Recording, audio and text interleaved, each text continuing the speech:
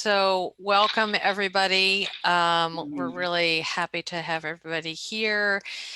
And if you noticed, our Pair Share startup is non-teaching related, very intentional, just because we're all, I think, probably looking forward to a vacation holiday next week. So we thought when we put you in breakout rooms, we'll ask you, what is your favorite Thanksgiving food to eat? Or do you have a favorite Thanksgiving recipe? I also set up a Mentimeter, it's a poll. I'm going to put it in the chat right now. So you and your partner, if you so choose to go to the poll, you can go there and insert your favorite Thanksgiving Day eats and food and recipe. So with that, that's basically, we're only going to have like 5 minutes just so you can get to know someone, chat a little bit, and try out the Mentimeter. Okay, we're back. Monica, did you have time to hit the blue bar after you put your words in? I didn't put in all, but I hit the blue bar. Blue bar, good, okay. All right, I think we're going to have a quick share of the Mentimeter before I turn it over to Brandon. So let's see what we've got here. What won out? What is the winner, of course? Oh my God. Pie, pumpkin pie. I think by far here, pumpkin pie, right? Yeah. But we've got, let's see. Oh, we've got a pecan pie over here. Oh, yummy. All right, yeah. Herby stuffing. I like the sound of that. My stuffing isn't there. Why did I have to hit? Yes.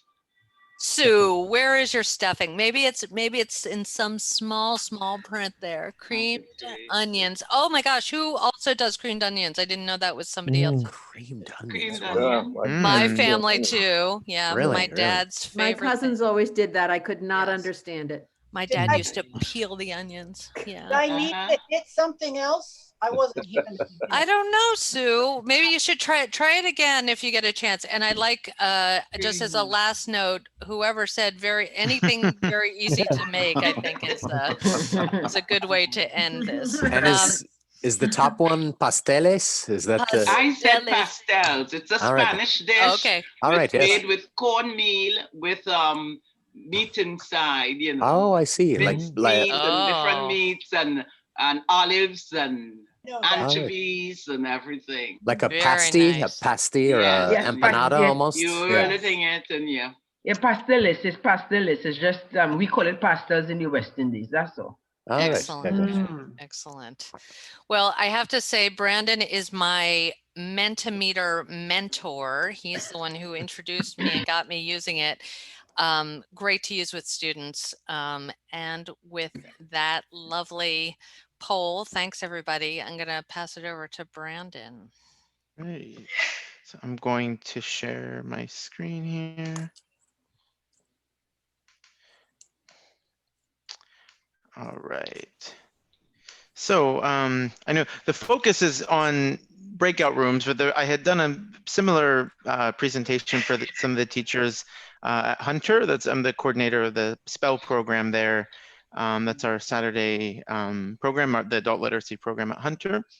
And teachers were looking for ways to kind of create more effective breakout rooms, and they can be very hard to monitor. You know, when we're in the classroom, I think most of us know how to set up group work, and it's easy to circulate around the room, and you can have your eyes on different parts to see students who are struggling. Much harder to do that with breakout rooms, right? Because you're totally separate. You can't see what's going on, and at least I know with our teachers, the number of students that we have in a class, it's not always practical to, circulate to every group for every activity. So one way that I've been trying to have a way to be able to monitor students and a little bit hold them accountable to make sure, they're actually doing something is using a shared Google Doc where they can contribute something where each group is kind of responsible for putting something in there.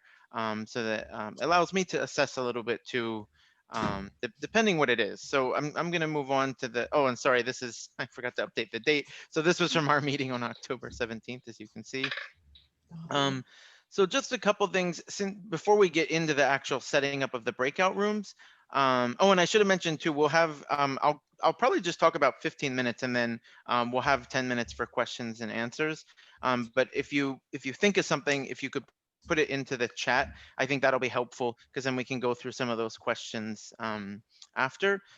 So before we talk about the actual creating the breakout rooms, we also need to talk about setting up the Google Doc to make sure everyone will be able to access it. Now, this thing about SOE account, that's just at Hunter, our teachers have their own kind of Google Drive through the School of Education. It's exactly like the Google Drive. It's just our own account through the School of Ed. It's FERPA compliant. So I don't know if any other campuses have something like that, but let's say you're just using your personal Google account. The point is that when you create the Google Doc that you're going to use to share with your students, you want to make sure that you choose that anyone with the link can access it, unless you want to add each individual student's Gmail. But I have a feeling, that would be a little bit time consuming and tricky because sometimes a student might be signed in on their daughter's computer and it's in their daughter's Gmail account, and so they don't have access. So I would just recommend that anyone with a link can access. Okay. And you also, for the purpose of what I'm going to explain, you do want them to be able to edit. Now, sometimes you might share something that you don't want students to be able to edit. For example, I know Moira has given presentations on using Google Slides as a way to kind of present material and organize it.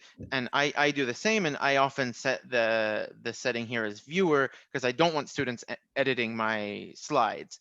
But for this, since I want them to be able to type in the document while they're in their breakout room, I need to make sure it's set to editor, right? This video, I'll just show like the first minute of it. I think it's more just for your reference. I'll make sure to share these slides so you have access to them after. Great. Let me just show you. This is just online. I found a helpful overview of, setting up your Google Docs for collaboration.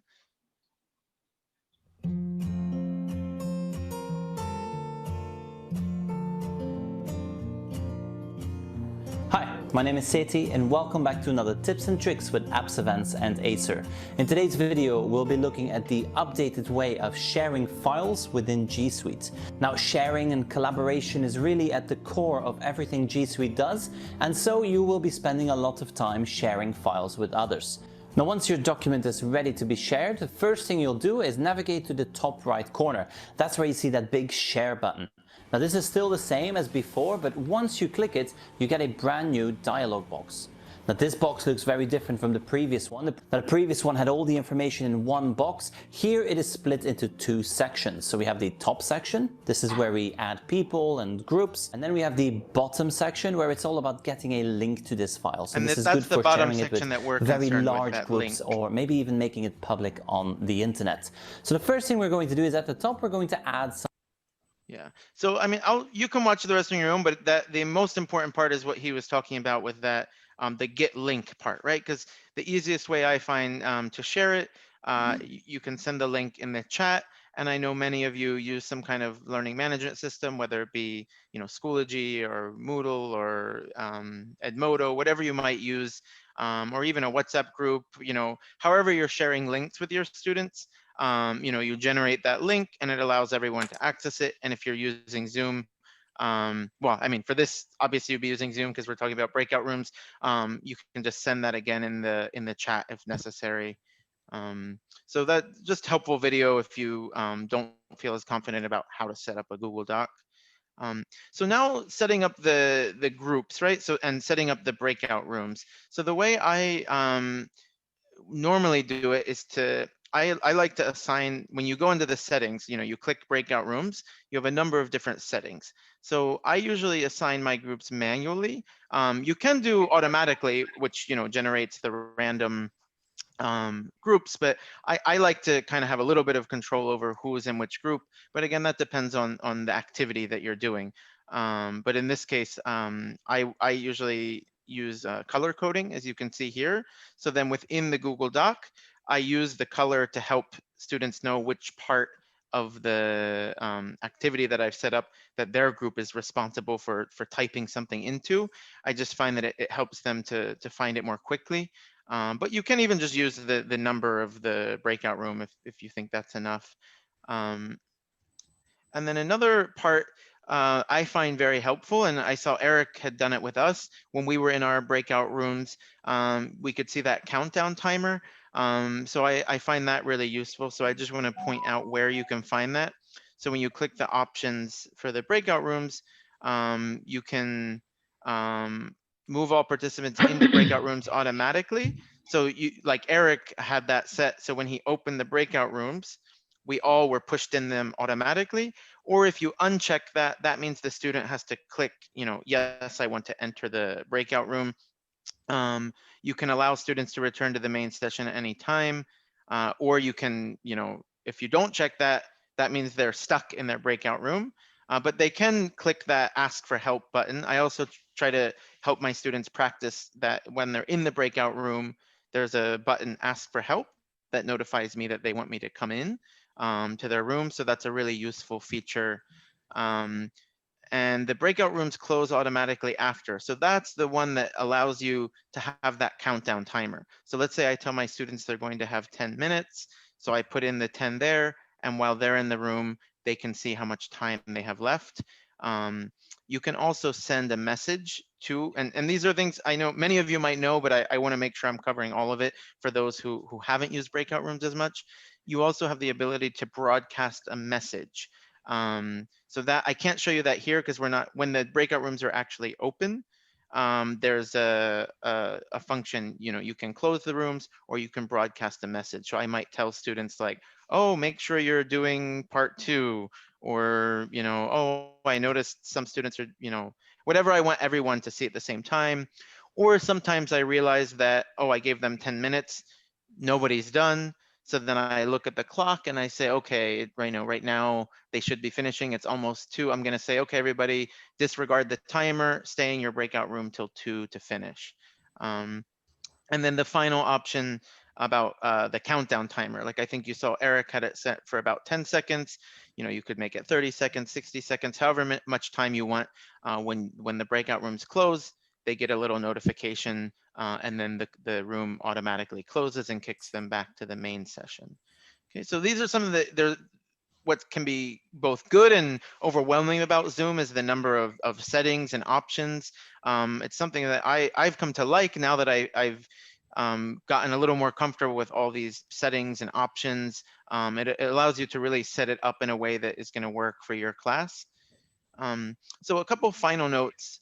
It is possible to pre-assign students to breakout rooms, but I think for most people, the way you're setting it up, it's not going to be that practical because you'll have had to have had students register in advance for the meeting, and you'll need to be using the same email the students use for Zoom. It's a little complicated and I've never done it, but I just wanted to point that out. If it's something that you're interested in exploring, I can't personally talk about it that much because I've never pre-assigned it, but maybe in the Q&A or discussion time, if there's anyone who's tried doing that, they can talk about that. Oh, and these were just some other ideas I had, but now I want to switch over. The last few minutes, let me see the time. Yeah, I'm going to use a few minutes to show you a Google Doc that I've been using with my class.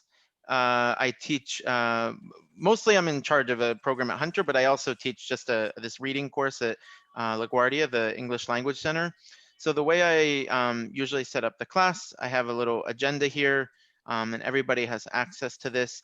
And then when it comes time to breakout room activities, this is not the one I wanted to show. Sorry, oh yeah, it's this one. So what I found useful is that here I actually didn't do the colors because I was a little late setting it up, but you can see I find it useful to use the table option. So you can insert a table because when everybody's working in a document at the same time, you'll know, and many of you have experienced this, it's constantly moving. So if you break, so we did an example together. So group 1 had their box. They they were each sharing something about their hometown. We were reading an article about environmental issues, but we started just with problems in general. And so they each were typing, you know, they each put their name, and they put the city they're from, and they put a problem in their hometown. And then they tried to decide on one issue as a group, kind of a global problem. So what's nice about this, and the part B and part C correspond to the textbook we're using, but if you had a worksheet or something, as long as you set this up, so I put the highlighted part into each group's box, and then they put their name and what they wanted to say. So this was a way that I was able to kind of both hold them accountable for making sure they're doing something, but also kind of monitor what's going on, and offer, feedback if I see, or jump into one group if I see they're empty. We use it also to go over homework. So let me find a part where we went over homework. Oh yeah, so this one, before the election, we read the News for You voting guide. I think many people, if you're, especially the ESL teachers, would be familiar with News for You. So when we were in our breakout rooms, so I find it helpful. I try to put the instructions too for what we're going to do in the document too. Of course, we go over it. I model one. So like we did the first section together. Their job was to read their page of the voting guide together in their group. We were working on identifying main ideas. So I inserted 3 bullets. These groups, there was a little bit of an issue, so this group ended up not doing it in the doc, but you can see this is how I set it up. So they had their color that corresponds for the day. Each group has a color and also the group number. And I set it up this way so they know, okay, we need to insert, after we read together, we try to understand the passage, and together we identify the 3 main ideas. So you can see the other groups, they were able to do it. So they put their 3 main ideas. This one, what's interesting, I could see that they were copying and pasting. So I was able to go into that group and say, oh, please make sure that you're trying to put it into your own words, because I knew in the writing class they had been working on writing summaries, and we were working on identifying main ideas. So trying to help them to paraphrase rather than just copy paste. So those who are really good know how to copy and paste with you paste without formatting. So then it takes on the same formatting as the Google Doc. But if they're not that savvy, you can catch on pretty quickly if they're just copy pasting directly. But for the most part, though, my students there, at least they're genuinely interested in improving and everything. So I'm not that worried about that kind of thing. So I think, I mean, that gives you a little bit of an overview. I want to give plenty of time that you can ask questions. Maybe I can just scroll through a little bit more just to show you. You'll notice too, this is all new that I've started doing the color coding different parts. I just try to make it easier for them to notice different sections of our class, because it's a couple-hour class. Yeah. So this is, I'll show you. Yeah, this is somewhere where we were just going over a homework assignment. So I told them, okay, in your groups, I want you to check all of the answers together, but I want you to type the answer, that I've highlighted with your group's color. So they were, we were looking at how technology has been used in solving crimes. So like each color corresponds to a group, and they were responsible for typing their answers. So again, it's just for me to see that, okay, I'm making sure that they're doing something in their group. They know how to click the ask for help. Or if I observe, if I go back to the one here, where group 2, I noticed they hadn't typed anything.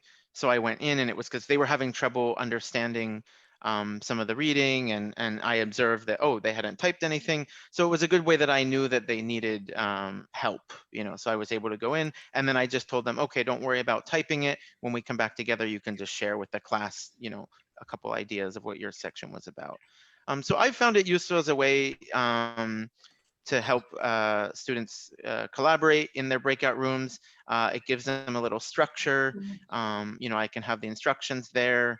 I always, I do I usually do a little bit longer modeling kind of for group work than I would do in a regular classroom. And I do try to repeat certain kinds of activities just so I'm not wasting, too much time trying to explain how to do an activity in Zoom. I think we've all also caught on that, with any kind of technology that we're incorporating, we want to do it step by step. I mean, I've had these students for a while, and they're also, I mean, the English Language Center at LaGuardia, it's the majority are international students, so it's a little bit different than, my spell teachers. We do a little less and maybe a little slower with our literacy program students, incorporating, maybe just put in a table with the group numbers, divide the students in 3 groups, and just have something very simple that you want each group to have typed into their box, by the end. And it's very much, the group I work with is a little bit higher level. If it's a little bit lower level, it can really, you could just have them be typing words, right? Like, oh, Thanksgiving, what do you think of when, you hear Thanksgiving? And then give them 10 minutes in the breakout rooms, and they're just putting words that they can come up with or what they know about Thanksgiving. Yeah, so I think it's 2. So I know at 2, I wanted to move on to kind of starting to take questions and yeah. So let me look at the chat, or maybe Moira and Eric, if you've been able to look at it, if you can help maybe to. I think Brandon, Eric, and I have been monitoring the chat pretty much. There was a question about whether you could set up breakout rooms. There was a question about whether you could share the projected full screen, and that's been answered. I wonder if you want to say a little bit more about the making breakout room groups, the manual versus the automatic, just so in addition to the, not, it's complicated, obviously, when you're doing it beforehand, but how it actually works. Yeah, sorry. Yeah. So I think, so for me, again, being like, this is an ESL class, well, I'm kind of fortunate at LaGuardia, my class is pretty diverse. So I set up breakout rooms in a very similar way to, if I were in the classroom doing group work. So generally these groups, I'm trying to mix the languages. Now, depending on if you have all students that, the majority speak Spanish or the majority speak Chinese, that might not be possible, but I'm generally, creating them based on a mix of languages, but also levels. Like once you know your students, who might be a little bit stronger. I'm usually a fan of triads because I think it's a good number for each student getting to participate. One thing I forgot to mention is I will often assign roles. So like someone needs to be, we're going to decide who's typing. And because I know at least at Hunter, some of our students unfortunately don't have devices, and we haven't gotten device loans to everyone we wanted to be able to. So if I know I have a student who is only on a phone, then when I'm set the groups, I want to make sure that one of the group members has a computer or a tablet, because then maybe I know that, and I talk to the students about this, that, okay, so somebody who has a computer, maybe they can be the one who types into the document, so that the person on the phone can just worry about, collaborating, talking, and the person who has access to be able to type more comfortably, they can be the person who types. So these are all little details, but they become bigger when you're actually doing it, because that can derail your plans. If you have a group that everyone's on their phones, it's not as comfortable to work in the Google Doc and try to be on Zoom at the same time. Same thing with the numbering. One thing that's helpful about like bullets or numbering, what I mean is I've created the table. Now let's say I insert numbers. Like I'm gonna just put a lot to show you. And let's say group 1 is doing number 1 and 2, group 2 is doing 3 and 4. Well, when I'm typing, if I hit enter, it's automatically creating another number, and it's throwing off all the other numbers. So you want to avoid using that automatic numbering just without any, even if I put a division, right? Let's say I put, oops, sorry. let's say I put group 2. Even still, if I go like this, it's throwing off the numbers. So if you simply just put group 1 and the numbers group 2, it's going to mess up the numbers. So you either have to do it all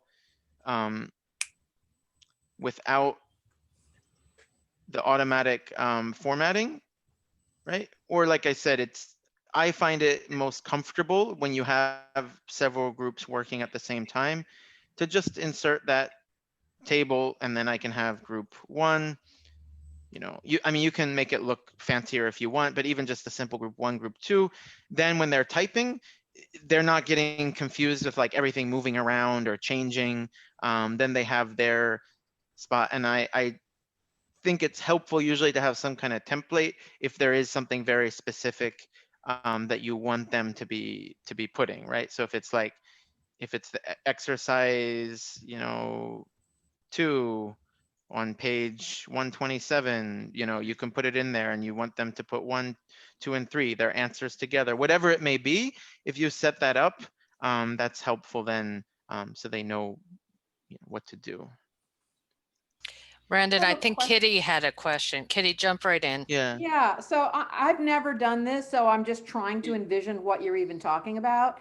And my main question is, if you have a table and say group 3 needs to scroll down to find their part of the table, doesn't that move the whole thing so group 1 can no longer see their part? How do you do it so that groups scrolling the same document doesn't mess up other groups? Oh no, but when you're scrolling, like if I'm scrolling and you have the same document open, it's not moving the document for you, because we both have. So that's only because that's if I'm sharing the screen, that's different. Like I'm controlling everything, but we can all open this. It looks actually like one of my students popped in here. You can see somebody's looking at it. Oops, I click and it takes me to where. So like here I clicked here, and that person, she's all the way up here, and I'm all the way down here, and it's not affecting. I can look at this, she can look at that. So different rooms have their own version of the document. They are not seeing other people's working. Well, we all have the same document, but we can look at different parts. But like, and if I type, so like if I type here ABC, that student, if she chooses to scroll down, she'll see the ABC, but it's not moving it necessarily for her. But like So here, if your group is moving the document to find something, another group doesn't see that. right, it doesn't move. The only thing that's moving, so yeah, to clarify, when I was talking about moving, it's like if let's say I'm typing here, then it's moving just a little bit. Like let's say I'm in this box, it's moving it, I'm seeing it move a little bit. So that's why I said the table is helpful. So then I'm not getting confused where I am. I still know like, oh, we're group 1, we're group 2. But that's just for that's you why in your own group. That's not affecting other people in other groups. Exactly. Yeah. Gotcha. Yeah. And also, are people talking at the same time that they're writing, or is this they're still talking in their breakout groups? They can hear each other to collaborate while somebody's typing? Well, I mean, it's like the same as like, let's say that they were in a group and I gave them like a worksheet, or, they're taking notes. Usually whatever I'm giving them to write is the same thing. Like, let's say the equivalent of, if they were doing the page of the homework and they had number 1 to 5, and then I say, okay, decide on your answers as a group. And then I want you to go up to the board and write your answers on the board. I'm considering this almost like the board. So like they decide on the answers, and then whoever's assigned to be the writer, they'll, let me just show like a homework. Okay. So they're still participating together verbally while someone else can type on the document, because it's two different. Yeah, that's why assigning the roles is helpful. So like, let's say, okay, we decided this one, we're working together, and everyone's talking like how, to write, like what words to write. It's just one person is actually doing the typing. Yeah. Thank you. Yeah. Right. What else? Oh, and I see someone commented too. Yeah, I agree. The triads, that's also helpful for, I try not to do pair work, because if there's like internet issue or something, somebody gets left alone. So the 3 is good, to at least 3 to make sure they can support each other. Or, Are there any other questions, Brandon? There aren't any others that I have caught in the chat. So speak up if you have another question. Hi, yes, my name is Louis. I actually do have a question. Can you use the Google Classroom while you're teaching through Zoom as well? like Google Classroom in what way? Like, So I mean, like you can share the. so I yeah, like when I teach Zoom, so let's say for example if I want to share something with the class, what I normally do is like I go on, like, let's say for example Khan Academy, and I share with the class. So with Google, like with Google instruction or Google teaching, how would that work in terms of incorporating that into Zoom? So are we talking about the the Google Doc, or I mean, because Google Classroom is the whole learning management system, or do? Oh, so you don't need Zoom then if you use Google's online classroom. So to clarify, Brandon, correct me if I'm wrong, but I think there's an interesting dynamic going on here. If you were using Zoom, right, as the platform for synchronous learning, in-time learning, you could, in a breakout room, are you asking if in a breakout room you could access something like Google Classroom for an assignment, or to write something in there that would be, because Google Classroom acts as an asynchronous platform, or an online site like Khan Academy, if students could access that in a breakout room? Is that the question? I'm not sure, but I'm just wondering if that's the question here, Brandon. I mean, sort of. Like, what I'm confused is that, so if I use Google Classroom, so if I want to, like, for example, I want to teach something to the students, I cannot use that platform simultaneously with Zoom, because I'm a little bit confused with, if that could also be used with Zoom, or Google Classroom is a separate platform than Zoom. Well, it's a separate platform, but I can share it. Like, for example, I use Schoology, which is similar to Google Classroom. So if I can share my screen, or I can have my students on their computer can be logged in, and I can tell them like, oh, I want you to go to,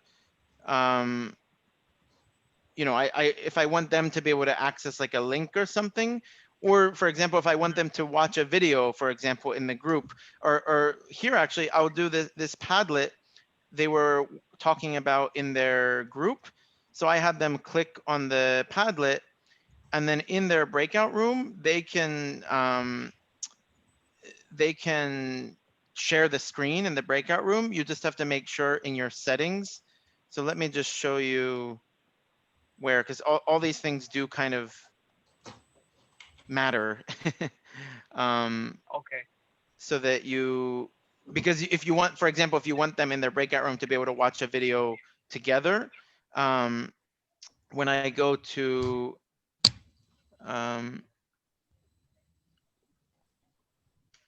Yeah, my apologies. I can't really see because I'm actually I'm not at home right now, so I'm using my cell phone to be yeah. part of the. Yeah, so my apologies for that. I'm not. I wish I could see, but I can't. Cannot at the moment. No worries. But for everyone else, if you go to the screen sharing, and by the way, because there's like 100 settings, if you use the Control F, to find, and I go to screen sharing, that's a way. I find there's so many settings, so I can find where it is. So you need to make sure that you have who can share, host only, or all participants. Make sure you click all participants, so that when they're in their breakout room, and you can teach students how to do this too, that, one student can share their screen. So that way they're all looking at the same thing. For example, like if you want them to watch something or, yeah. So we're recording this session. So when you do get a chance, maybe you want to watch the video of Brandon just showing that, because that'll be really helpful. Oh, that yeah. would be great. Oh, wow. Yep. Yeah. Yep. How would I be able to watch the today's video? So we'll be able to, we'll send that out by email. We'll absolutely be sharing that with everybody who registered. So not to worry. There's a question Eric? about the Padlet, Yeah. I think. Yeah. Go So ahead. so they open. Yeah. So what they did, I include the for those who use Padlet, they can either, if they have a phone and a computer, they can scan the QR code, or they can click. Everybody has access to this document. So yeah, they open it, and and we always, with the modeling, I opened it and shared my screen. They opened it on their device, but we read over the instructions together, and I put my 3 as kind of a model, and then in their breakout rooms, they were doing their own posts about ideas, because the unit that we're reading is about climate change and that kind of thing. So this was they were contributing their own ways. So by the way, I mean, the presentation is not on Padlet necessarily, but Padlet is another one of the popular ways. You could just say, I don't even want to bother with Google Docs. If you've used Padlet with your students, I know I have one teacher at Spell who's been using Padlet with her students, and that's how she has them collaborate in their groups. She doesn't use the Google Doc. So it doesn't have to be a Google Doc. But if you have one of these ways, and Padlet is similar in that as soon as something is entered, everybody can see it. So it's nice that you have that immediate change. It's automatically saved. You don't need to, and it's pretty easy to use as well. But I'm sorry, but I missed the answer, I guess. If so, you had to open it before you went to the breakout rooms? Yeah, but so before the breakout rooms, step 1 is that I open it and we look at it together. And then step 2 is that they all have access. So that's the key part too. My students use this every single class. So after a couple classes, they know when they come to class, I see everybody's already opened this room, because so if you use a learning management system, for example, like I know some of you use Google Classroom, some of you use whatever. I have a direct link to it, our shared Google Doc, but I always just send it to, I'll just send it to everybody. Now, if you want to take a look, I just ask, don't make any edits, please. I do have a question after you're done. Yeah, so that way, so you see how I just sent it in the chat? I would do that with my students too, and then everybody can come in here. So they click this link, it opens the Padlet. So I tell everyone, open the Padlet, or if they want to access it from their phone, they can scan that QR code. But that link, I can copy the Padlet link, and then I could, I use the chat as a way to share links as well. But you have to make sure that you can share links. That's another setting for Zoom. I think the default allows you to, though. Yeah. Sorry, I'm going to cut in because of time. I know there's still comments and questions, but we still need time for us to meet in smaller groups so we can digest some of this. And so if you have questions, I'd ask you to put it in the chat or follow up with me or Moira afterwards, and we will answer your questions for sure if they're not answered by the end of the session. So what we're going to do now is we're going to move into breakout rooms to do a little bit of digesting of this, these ideas that that Brandon shared with us. What we're going to ask you to do here is consider this task. We're going to ask you to open this particular document that we're looking at. So this is very similar to what Brandon has done with his students, in that we're giving you a Google document, a link to open. The task, well, first, the first thing you'll want to do, and you can start trying to do that now, is to follow this link that I gave in the chat. see if you can find your group's box. So look for your name. I know some people have to leave, so we'll try and fill in the gaps. Let me know if you're left alone, but find your group's box. Choose one person from the group who can take some notes. So this is a collaborative task, but the goal here is to identify some steps that you can take to learn how to run breakout rooms for yourself if you haven't done that yet, or to become more comfortable doing it. And then to think about how to help your students become comfortable with it. So what are the steps that you're going to do with your students to help them move towards independence in working in small groups? I'd like to hear, I guess, first that somebody from each group has been able to open the document. So somebody from group 1, can I get a yes, maybe? I can't even find Zoom anymore. So group 1 is Mohammed, Paris, Rachel, Giovanna. One of you able to open? We've lost some people, I guess, who had to run.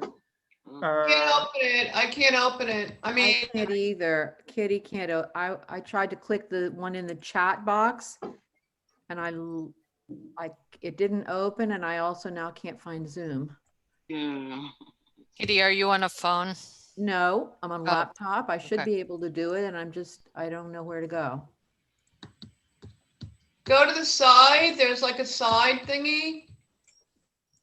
I have You'll the see the little Eric Zoom just sent it in the icon. chat again. calendar is open. You might need to exit the full screen. It's not on full screen, and I'm closing. Oh, well, try to I'm put the shrinking personal- windows, hoping to find another something behind it, and there's nothing. So, The trials of Zoom. yeah. So we will move around and help out. I do see some people in the document, so I've got about 5 people there. So I'm going to assume that we have enough to get started. Even if you don't have the document, you can still think about the questions. What are you going to do to help yourself learn how to use breakout rooms? And what are you going to do to help your students become comfortable using breakout rooms? That's the question. You'll have just about 5 minutes to talk about it with each other. And then we'll come back and see where we're at. Hi, everyone. Welcome back. I know that we just interrupted conversations, and I apologize for that. And this was shorter than we kind of wanted. The Q&A went over a little bit. But just, as a reminder, we're doing a series on breakout rooms because we feel like there's a lot to be learned here, and it's an opportunity for us to figure out how to do group work, small group, work with our students, which is a big part of how we organize instruction. So, and there are many different ways to approach this, and I want to thank Brandon for sharing his expertise with us. It was a great kickoff, and I mean, you're doing a lot with your students. There's a lot to digest, and I know if for some folks who are newer to using Google tools and all this, it's a lot to try and imagine how that would work, but I think you've given a lot of ideas for us to think about. We're going to keep using this same document that we're working on here. So this one that we're looking at, you need to add questions, comments to this. We will add notes in here as well as a link to the video. And then we'll keep using the same document when we have these upcoming meetings. So we're meeting again on December 3rd, and then again on December 10th.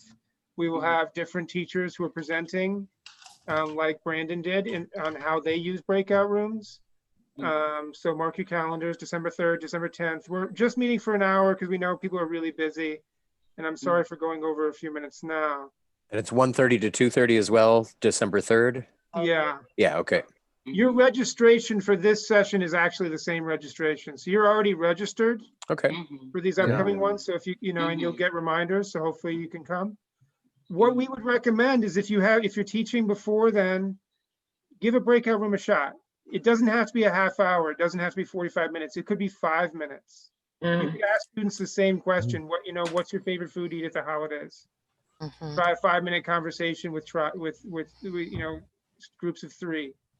Give yourself an opportunity to make some mistakes. The first time I did breakout rooms, I sent everyone to a room and then I clicked close and everyone came back. I mean, it's like, I've done that too. Make some mistakes. It's going to be messy.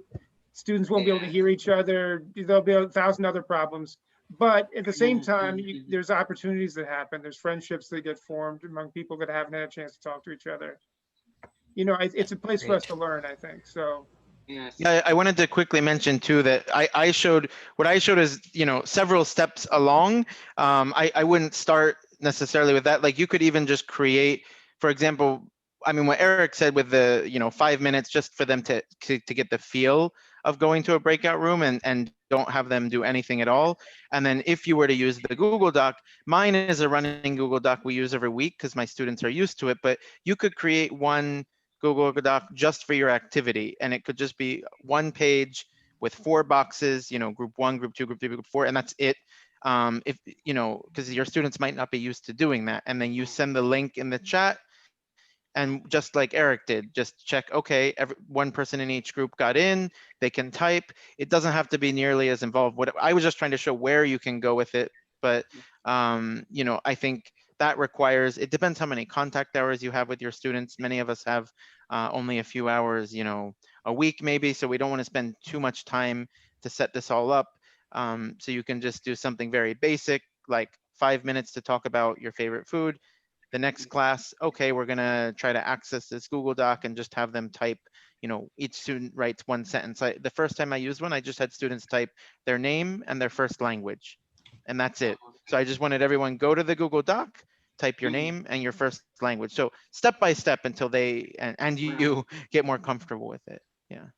I just want to make a shout out to Stacy, who mentioned that he has post something on the board and has them write it down, or maybe actually you didn't say that, but that's what I do, but you dictate what they're going to do in the breakout room so that they actually physically write it down. And it's old school, but there's also a lot of value to it in the listening and also the copying. You just can't make it too much. That's also the balance of it. I just want to say that. So thanks, Stacy. Enjoy your Thanksgiving. Okay. Okay, happy Thanksgiving to everyone. Yes.